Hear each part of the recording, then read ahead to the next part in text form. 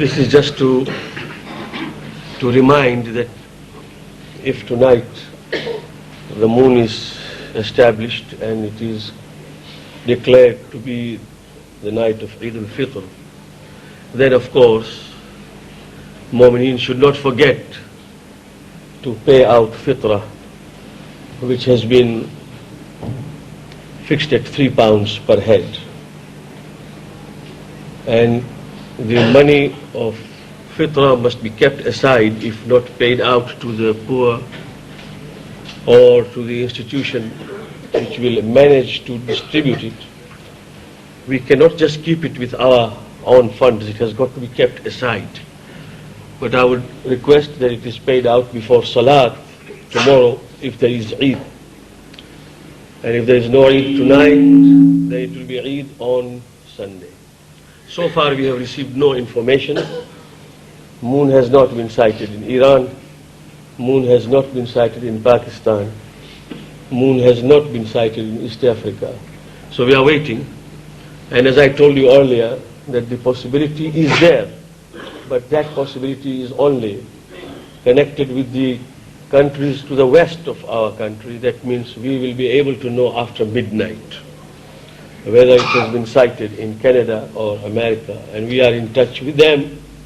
If there is any news, I will let you know, inshaAllah ta'ala. In the meantime, we have been on Surah Yusuf, and many people have been asking as to when will this complete, but this will not be finished tonight, I can assure you. It will take longer, and inshallah ta'ala, if possible, we will continue with this on Fridays, so as we understand what Allah subhanahu wa ta'ala has said in this surah and what the teachings are. Well, as we now know, that two young men entered together with Hazrat Yusuf alayhi salam into the prison, and they related to him the dream they had seen already. In reply to that, Hazrat Yusuf alayhi salam did not make an immediate answer. What he told them was, قال بسم الله الرحمن الرحيم قال لا يأتيكما طعام ترزقانه إلا نبأتكما بتأويله قبل أن يأتيكما. He said, we'll wait, we'll not tell you what is the interpretation of your dream till your food, which is going to be soon served, is brought to you. When the food is served, I will tell you what it is. Naturally, this is quite psychological, because were he to tell everything beforehand, perhaps that man whose interpretation would not have been very favorable would not be able to eat. ذَلِكُمَا مِمَّا عَلَّمَنِي رَبِّي. And you must know that this interpretation that I am making is not my own. That is what Allah has taught me. This shows clearly, as I said earlier, that when we dream, we are not supposed to relate our dreams to anyone we like. Because sometimes when we relate the dream to somebody who does not know the interpretation, he can create havoc in your lives by giving you an interpretation which might be a lie, but it sticks psychologically. It's just like a palmist who does not know how to read a palm and then tells you are going to die at the age of 52. Perhaps you will never cross that age. إِنِّي تَرَكْتُ مِلَّةَ قَوْمٍ لَا يُؤْمِنُّ بِاللَّهِ وَهُمْ بِالْآخِرَةِ هُمْ كَافِرُونَ. And he started what he as a Nabi ought to have done. Immediately those two who entered, they were not Muslims. Allah subhanahu wa ta'ala enjoins upon every Nabi to seek every opportunity to spread the word of Allah subhanahu wa ta'ala. Now in that very, very bad and adverse circumstance, when they are in the prison, he started preaching to them oneness of God, absolute unity of Allah subhanahu wa ta'ala. He tells them that you must know one thing, that I do not belong to that community which worships anybody else than Allah subhanahu wa ta'ala. I believe in God and I believe in the day of judgment. I am not among those who don't believe in God and who don't believe in the day of judgment. وَاتَّبَعْتُ مِلَّةَ آبَائِي إِبْرَاهِيمَ وَإِسْحَاقَ وَيَعْقُوبَ. I follow the path of my forefathers, Ibrahim, Ishaq and Yaqub. That means we are Muslims. مَا كَانَ لَنَا أَن نُشْرِكَ بِاللَّهِ مِنْ شَيْءٍ. We do not associate anyone with Him. ذَلِكَ مِنْ فَضْلِ اللَّهِ عَلَيْنَا. That is the great grace of Allah upon us. وَعَلَى النَّاسِ وَلَكِنَّ أَكْثَرَ النَّاسِ لَا يَشْكُرُونَ. And Allah, by having taught absolute unity of God, has actually done a good turn to the people. But the people don't understand that this belief in absolute unity of God is actually to our own good. Because a man who does not believe in one power and believes in many powers on earth is having a split life. Today it has been proved beyond any doubt that once you have many deities and many gods to bow down before, then your life is actually torn asunder. You have got so many loyalties to fulfill. There is only one power behind every power that may be seen, and once realized, then it acts to our own good. I mean, take an example of those who say on the day of Diwali must worship Lakshmi. I mean, don't be surprised if I tell you that many of our people still worship Lakshmi. Yes. If not here in India, I know for certain that a guru or a Gaur Maharaj is called and the book is kept open. New book for the new year, and Lakshmi Puja is done even by those who claim to be Muslims and Shias Nashri, little knowing that this is shirk. There is no Lakshmi. Lakshmi Puja is shirk. The giver and provider is Allah subhanahu wa ta'ala. But this is what happens. So, Ya sahibai sijni, O my two frames in the prison, arbabun mutafarriquna khayrun amillahul wahidul qahar. Tell me, to have many deities is good or to have only one? Not only one, but the one who really has power. Because when man saw that his own needs are diverse, he started accepting diverse deities. Little remembering that provider in every circumstance is Allah subhanahu wa ta'ala, and He is the one who wards off the evils whenever we pray unto Him.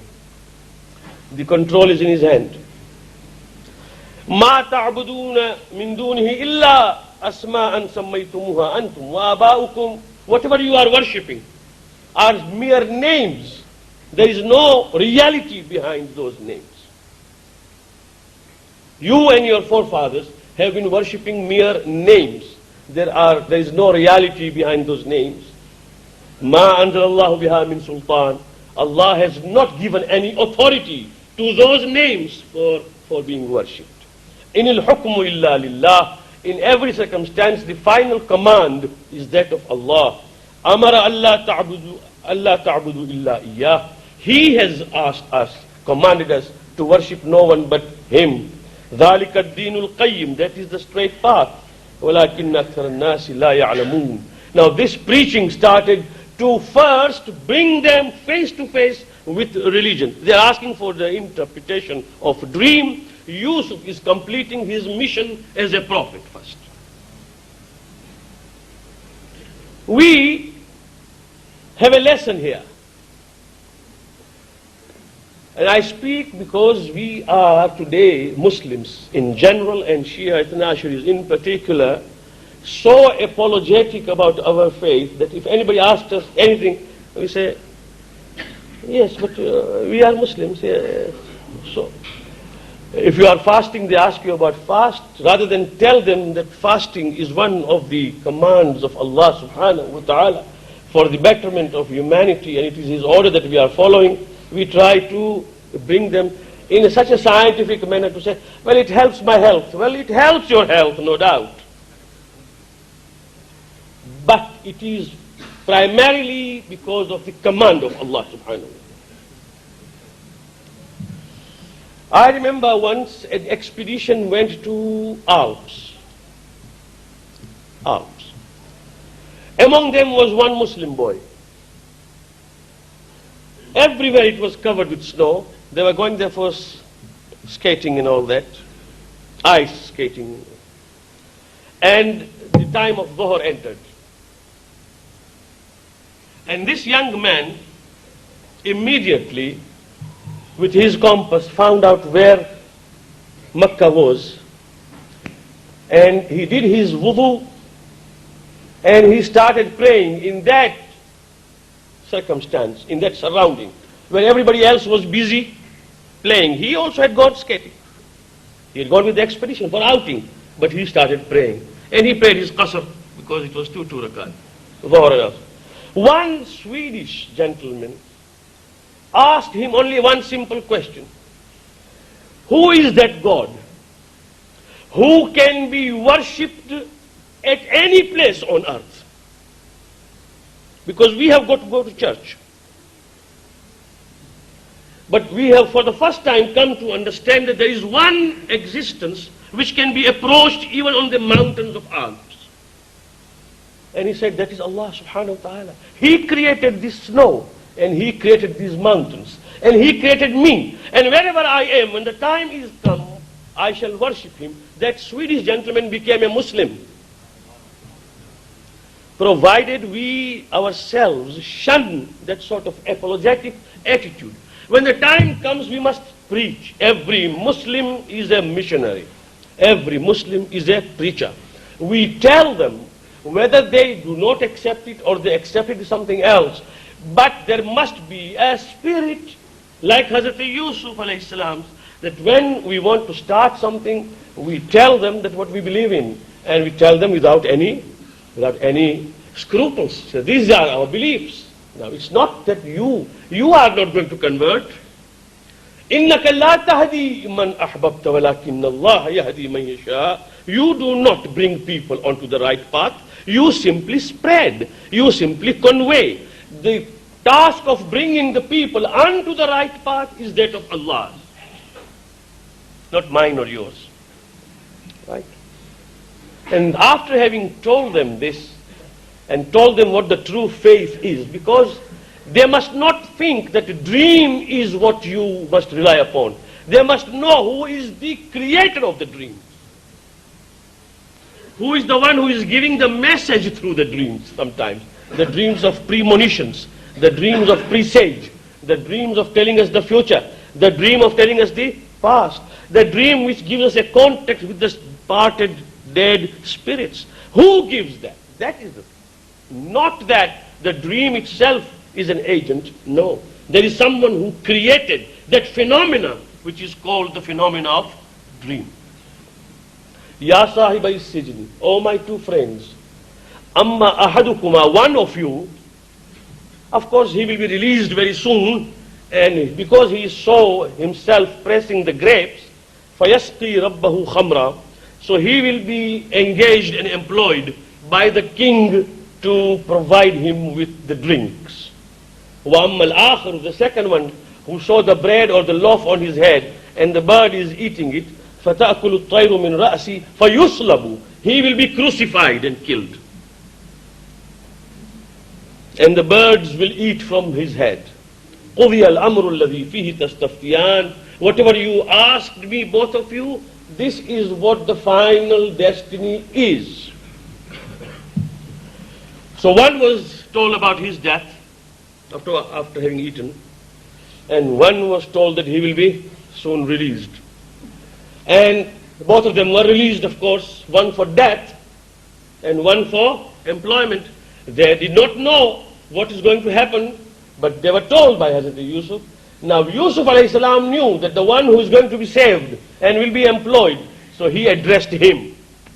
وَقَالَ لِلَّذِي ظَنَّ أَنَّهُ نَاجٍ مِّنْهُمَا.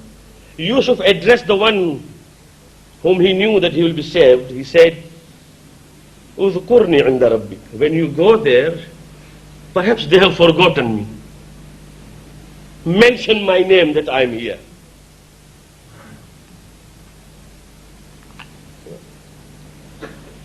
I cannot say more. It requires first-hand experience to be in the prison or in detention to know what happens. Everyone that goes, everyone who is left behind feels that his file is lost. He's not being summoned, he's not being called. Yusuf was in the prison and he thought these two are going. He lost the company. So he said, when you go, you, the one who will be saved, please remember me before your masters, that I am here. Just mention my name. فَأَنْسَاهُ الشَّيْطَانُ ذِكْرَ رَبِّهِ فَلَبِثَ فِي السِّجْنِ بِضْعَ سِنِينَ. But shaitan came in between. The fellow forgot.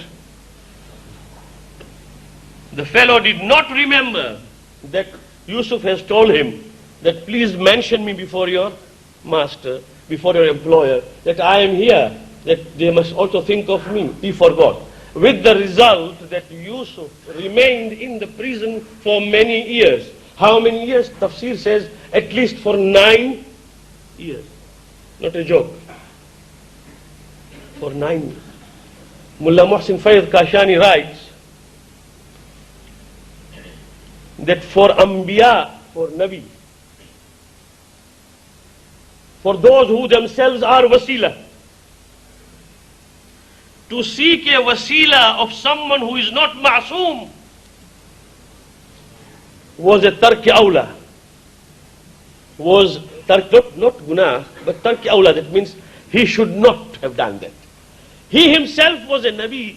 He could have just raised his hand and said, Ya Allah, enough is enough. But having asked someone who was inferior to him, he knew that he himself has been blessed with nubuwwah, to ask him that remember before Allah, it smacks slightly of a little weakness of faith. And Allah subhanahu wa ta'ala saw that this was forgotten by him and his mention was not made. There was no mention of him. And Yusuf alayhi salam had to live there for 9 years. Do you understand what I say? What I say is that if you want the moon tonight, pray to Allah.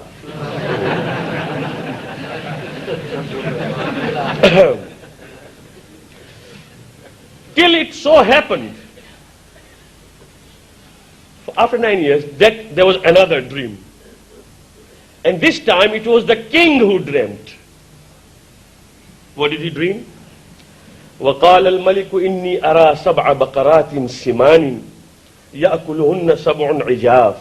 I have dreamt. Now he is not telling Yusuf. He is telling his courtiers that I have dreamt. And it seems that this was a persistent dream. Therefore he was concerned.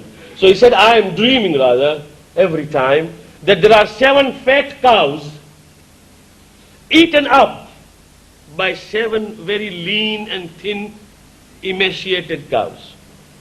وَسَبْعَ سُنْبُلَاتٍ خُضْرٍ وَأُخَرَ يَابِسَاتٍ. And I see ear of corns, some of them green and some of them dried up. يَا أَيُّهَا الْمَلَوْ أَفْتُونِي فِي رُؤْيَايَ إِن كُنْتُمْ لِلرُّؤْيَا تَعْبُرُونَ. Oh my people, is there anyone who can tell me the interpretation of this dream, if you people really know these signs? قَالُوا أَضْغَاثُ أَحْلَامٍ. They said these are only desultory dreams. It has no meaning. That means just like what we dream sometimes. وَمَا نَحْنُ بِتَأْوِيلِ الْأَحْلَامِ بِعَالِمِينَ. And we do not know the interpretation of dreams. So now they told him that this dream is meaningless. It just makes no sense. And to be honest, we don't know the interpretation of dreams. وَقَالَ الَّذِي نَجَى مِنْهُمَا وَذَّكَرَ بَعْدَ أُمَّةٍ. There that man was standing, who had been in the prison with Yusuf. He remembered immediately, after so long, after 9 years, that there is one man who knows how to interpret the dream. But he is in the prison. And now he remembered, he said, أَنَا أُنَبِّئُكُمْ بِتَأْوِيلِهِ فَأَرْسِلُونِي. I will tell you. Send me to the place. And he came to Hazrat Yusuf. He came alone. And he said, Yusuf, ayyuha as-siddiq. O Yusuf the truthful. Afti وَأْتِنَا فِي سَبْعِ بَقَرَاتٍ سِمَانٍ يَأْكُلُهُنَّ سَبْعٌ عِجَافٌ وَسَبْعِ سُنبُلَاتٍ خُضْرٍ وَأُخَرَ يَابِسَاتٍ. Tell me what is the meaning of this dream, where 7 cows, fat ones, are eaten up by lean cows, and there are 7 ear corns which are fertile and green, and some dried up. Tell us, what do you think? Because he told him as-Siddiq, because his interpretation of the dream turned out to be exact and accurate. لَعَلِّي أَرْجِعُ إِلَى النَّاسِ لَعَلَّهُمْ يَعْلَمُونَ, so that I may go back and tell the people.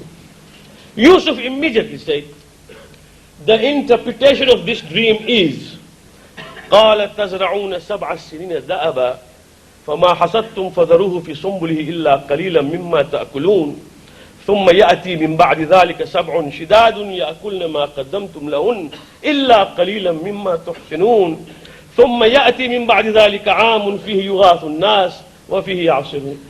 He said, you are going to have 7 years of fertility in which you will harvest plenty of food.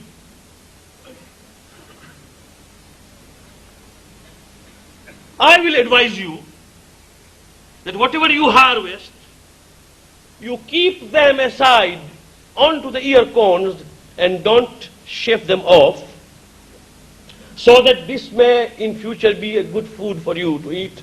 Because after that you will have 7 years of famine and there will be no food and people will be shouting and clamoring for food. This food which you will keep in these 7 years of fertility will help you then. So Yusuf gave them that sort of interpretation. This man came back and he gave this interpretation to the king and said, this is the meaning of your dream. So we must be careful and there must be a planning. The coming 7 years will be good, but the 7 years after that will be so bad that people will die of hunger. So there is a need of planning. During these 7 years, we must see that we preserve food and corn and grain. Immediately as he heard this, the king said, bring Yusuf to me. وقال الملك ائتوني به فلما جاءه الرسول قال ارجع إلى ربك فاسأله ما بال النسوة اللاتي قطعن أيديهن إن ربي بكيدهن عليم. Yusuf alayhi salam said, I am not coming.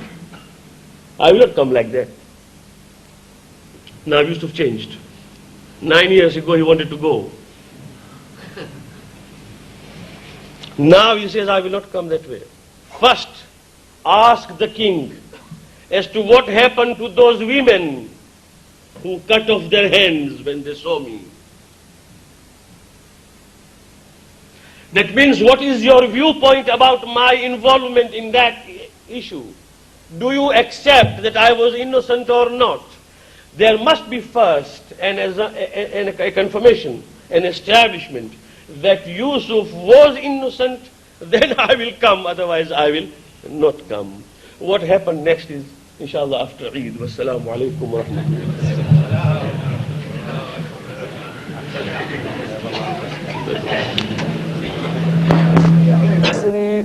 إلا في محبة هؤلاء الخمسة الذين هم تحت الكساء.